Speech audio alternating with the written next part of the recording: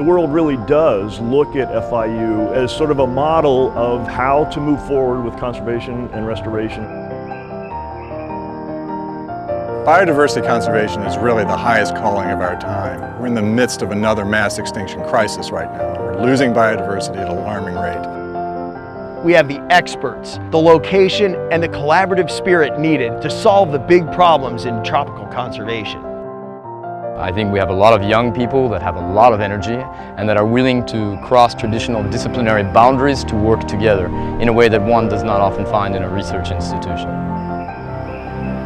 The Tropical Conservation Institute is an effort by FIU and partners to really work towards protecting the tropics at a very critical moment where species are being lost every day.